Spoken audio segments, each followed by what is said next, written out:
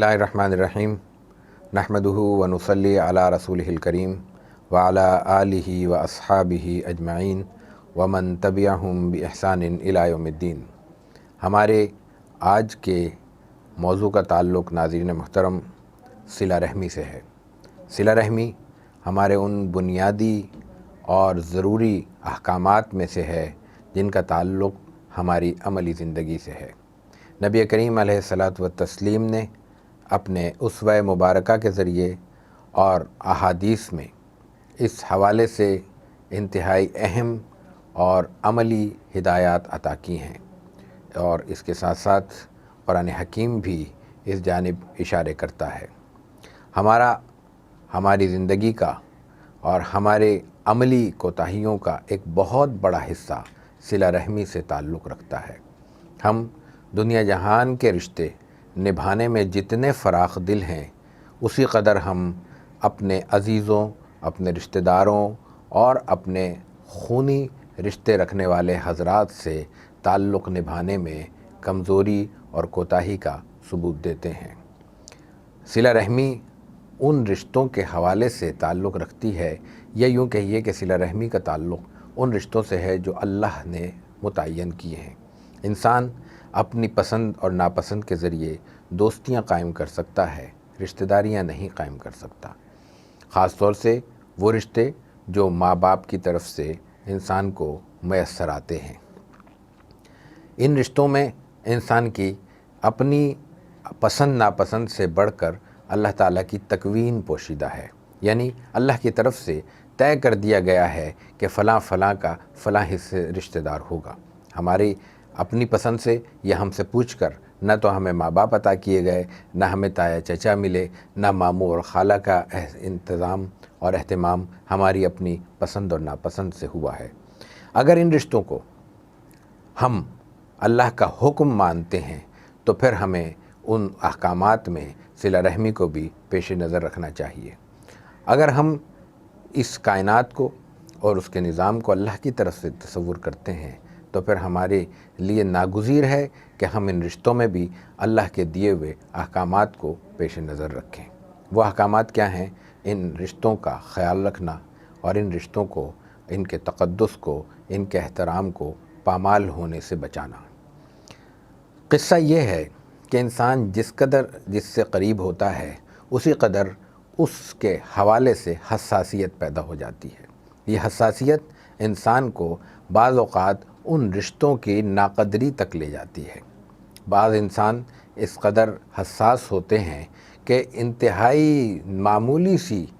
کوتاہیوں کو بھی دل پر لے لیتے ہیں، اور بعض تو اس سے بھی بڑھ جاتے ہیں۔ بہت سی وہ چیزیں جو کوتاہی کے ذیل میں آتی ہی نہیں، ان کو بھی اپنے طور پر از خود کوتاہی باور کر کے اس سے قطع تعلق کی طرح نوبت لے آتے ہیں۔ قصہ یہ ہے کہ ہر رشتہ اپنا ایک احترام اور تقدس رکھتا ہے، پھر وہ رشتہ جو اللہ نے متعین کیا ہو اس کے تقدس اور احترام کو میں اور آپ متاثر نہیں کر سکتے۔ اور اگر ہم کسی رشتے کو جو اللہ کی طرف سے بنایا گیا ہے، دیا جا چکا ہے، ہمارے لیے متعین کیا جا چکا ہے، از خود تبدیل کر دیں یا اس حصے کو، اس رشتہ داری کو ختم کر دیں یا اس کو منفی کر دیں، اس کا انکار کر دیں، تو اس کا مفہوم یہ ہوا کہ اللہ کے بنائے ہوئے رشتے کو ہم اپنے محدود سے اختیار کے ذریعے ختم کرنا چاہتے ہیں۔ اس کا اندازہ کر لیجئے کہ یہ کس قدر سخت اور شدید گناہ ہو سکتا ہے۔ اسی لیے جناب رسول اللہ صلی اللہ علیہ وسلم نے یہ فرمایا کہ صل من قطعک۔ قصہ یہ ہے کہ ہم تعلق نبھانا اس کو سمجھتے ہیں کہ جو ہمیں خوش آمدید کہے ہم اسے خوش آمدید کہیں، جو ہمیں آگے بڑھ کر مصافحہ کرے ہم اس سے معانقہ کریں، جو ہمیں ایک وقت کے چائے کی آفر کرے ہم اس کو کھانے پر مدعو کر لیں، اگر کوئی ہمیں کوئی ہدیہ پیش کرے تو ہم اس سے بڑھ کر ہدیہ پیش کرنے کی کوشش کریں۔ یہ تعلق نبھانا تو ہے، یہ تعلق قائم رکھنا یا صلہ رحمی نہیں کہلاتا۔ اس لیے کہ جو حدیث کا مختصر سا حصہ آپ کے سامنے پیش کیا، ناظرین محترم، صل من قطعک، اس کا مفہوم یہ نہیں ہے۔ اس کا مفہوم ہے کہ جو تم سے رشتے ختم کرتا ہے، قطع کرتا ہے، کاٹ ڈالتا ہے، اس سے تم صلہ رحمی کرو، اس سے جوڑو۔ صلہ رحمی کا مفہوم یہی ہے کہ رشتوں کو جوڑ کر رکھنا، رشتوں کی حرمت کو قائم رکھنا۔ تو جو تم سے کاٹتا ہے اس کو ملا کر رکھنا ہماری ذمہ داری ہے۔ اور اسی طویل روایت کے ایک ٹکڑے میں آپ نے فرمایا کہ جو تم پہ ظلم کرتا ہے اس سے اعراض کرنا، اس کو نظر انداز کرنا۔ ایک روایت میں آتا ہے واعفو عمن ظلم کا، اس کو معاف کر دینا، یہ صلہ رحمی ہے۔ صلہ رحمی یہ نہیں ہے کہ کسی شخص کے جرم کے مطابق اس کو سزا دینا، یہ صلہ رحمی نہیں ہو سکتی۔ صلہ رحمی یہ ہوگی کہ اس کو اس کے جرم کے سنگینی کے باوجود معاف کر دیا جائے، اس کے قطع تعلق کے باوجود اس سے رشتے کا سلسلہ قائم رکھا جائے۔ نبی کریم علیہ الصلوۃ والتسلیم کی ایک اور حدیث مبارکہ اس حوالے سے ہمارے پیش نظر رہنی چاہیے، جو ہمیں اس رشتے کے برقرار رکھنے کے حوالے سے ہمیں ایک ایڈوانٹیج بھی دیتی ہے اور ہمیں اس میں ہمارے لیے برکتوں کا راستہ بھی کھولتی ہے۔ رسول اللہ صلی اللہ علیہ وسلم نے فرمایا کہ اگر کوئی شخص اپنی رزق میں برکت چاہتا ہے تو اس کو چاہیے کہ وہ صلہ رحمی کیا کرے۔ صلہ رحمی کا تعلق یہاں رزق کی برکت سے رسول اللہ صلی اللہ علیہ وسلم نے قائم فرمایا، تو ہمیں کئی پہلوؤں کی جانب اس میں روشنی میسر آتی ہے۔ رسول اللہ صلی اللہ علیہ وسلم کے احکامات اور شریعت کے ہدایات کی روشنی میں انسان اگر اپنے رشتہ داروں کو ان کے حقوق ادا کرتے ہوئے بنیادی ضرورتوں کی تکمیل میں اور بنیادی مالی فرائض کی ادائیگی میں ان کو پیش نظر رکھتا ہے تو انسان کو دوہرا اجر ملتا ہے۔ مثال کے طور پر کہ ایک شخص ہے، اس کو اللہ تعالیٰ نے مالی فراخی اور فراوانی عطا کی ہے، زکوٰۃ اس پہ لازم ہوتی ہے، وہ زکوٰۃ ادا کرتا ہے۔ اگر وہ اپنے قریبی اعزاء کو جن کو زکوٰۃ دی جا سکتی ہے اور وہ ضرورت مند ہیں، اس ذمہ داری میں شریک کر لیتا ہے، اس فریضے کی ادائیگی میں ان کا انتخاب کرتا ہے، تو باہر والوں کو، دور والوں کو زکوٰۃ ادا کرنے کی بنسبت ان کی ذمہ داری بھی زیادہ ہے اور اسی ذمہ داری کے تناسب سے اس سلسلے میں اجر بھی زیادہ ملے گا۔ قرآن حکیم میں ایک مقام پر سورہ نور میں ایک عجیب ہدایت بھی ہمیں میسر آتی ہے۔ ایک موقع پر عہد مدنی میں رسول اللہ صلی اللہ علیہ وسلم کے سامنے ایک واقعہ پیش آتا ہے۔ اس کے نتیجے میں حضرت ابوبکر صدیق رضی اللہ تعالیٰ عنہ کو ذاتی رنجش و ذاتی تکلیف پہنچتی ہے اور اس کے نتیجے میں آپ اپنے ایک عزیز کا روزی نہ بند کر دیتے ہیں۔ آپ ان کی کچھ مدد فرمایا کرتے تھے، آپ کہتے ہیں کہ میں آئندہ اس کی مدد نہیں کروں گا، اس نے میرے رشتے کا، میرے تعلق کا اور میرے اس امداد کا پاس نہیں کیا۔ یہ ان کا حق تھا، میرا اور آپ ہر شخص کا حق ہے کہ ہم میں جو اللہ تعالیٰ نے عطا کیا ہے اس میں جس کو چاہیں دیں۔ اگر وہ مالی فرائض کے درجے کی چیز نہیں ہے تو ہمیں اختیار حاصل ہے کہ ہم جس کا چاہیں دینے کے لیے انتخاب کریں۔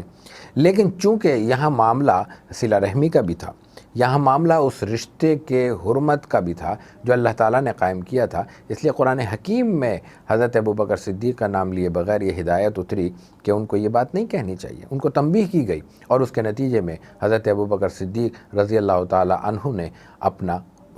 فیصلہ تبدیل فرمایا۔ اس لیے ہماری جو بنیادی ذمہ داری ہے، ہمارا جو بنیادی فریضہ ہے وہ یہ ہے کہ صلہ رحمی کو انتہائی اہم ترین ذمہ داریوں میں تصور کرتے ہوئے اپنے اخلاقی اور عملی برتاؤ کا حصہ بنائیں اور اپنے اوپر یہ لازم کریں کہ اپنی ہر طرح کی نیکی خیر خواہی کا آغاز اپنے اعزاء، اپنے رشتہ داروں اور اپنے اقارب سے کریں گے، خواہ ان کی جانب سے ہمیں ماضی میں کوئی رنجش ہی کیوں نہ پہنچی ہو یا حال میں بھی ہمارے ان کے ساتھ تعلقات کسی قدر غیر مطمئن کیوں نہ ہوں،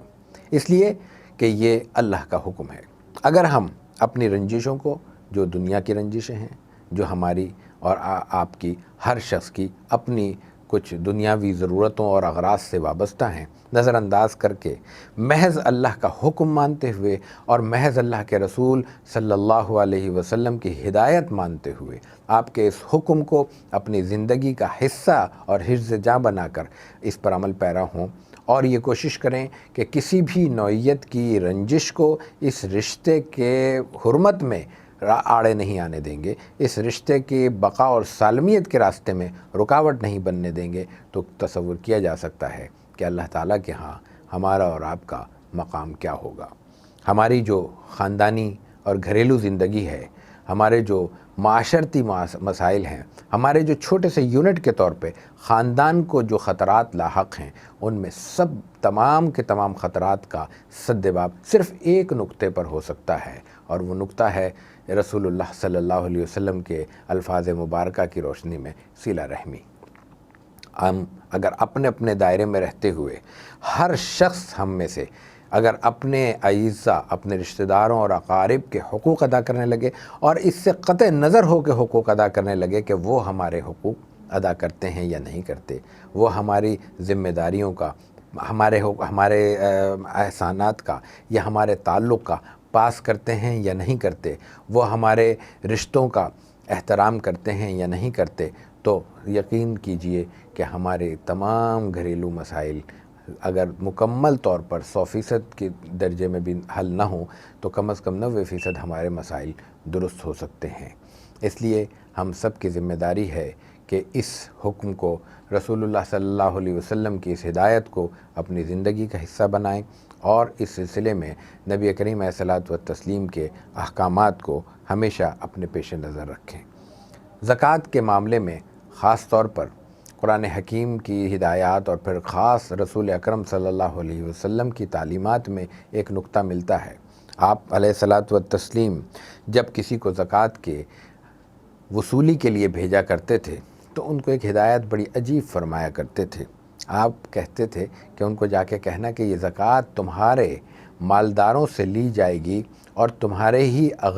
غریبوں کو اور فقیروں کو لوٹا دی جائے گی۔ یعنی ان کو یہ احساس دلایا جاتا تھا کہ ہم صرف سہولت کار ہیں اس نیکی کے کام میں، اور تم سے تمہارا مال، تمہاری ضرورتوں سے زائد مال اللہ کے حکم کے مطابق اور اللہ کی دی ہوئی، اللہ کے عطا کیے ہوئے تناسب کے مطابق لے کر تمہارے ہی ضرورت مندوں کو لوٹایا جا رہا ہے۔ یہ تمہارے مال سے کسی اور کی ذمہ داریوں کی تکمیل کا سلسلہ نہیں ہے۔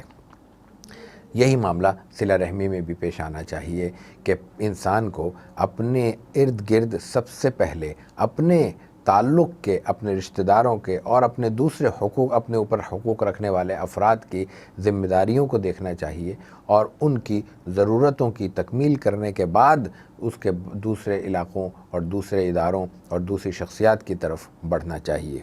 اس کا سب سے بڑا فائدہ یہ ہوتا ہے کہ وہ دوریاں جو محض انتہائی معمولی باتوں سے پیدا ہوتی ہیں،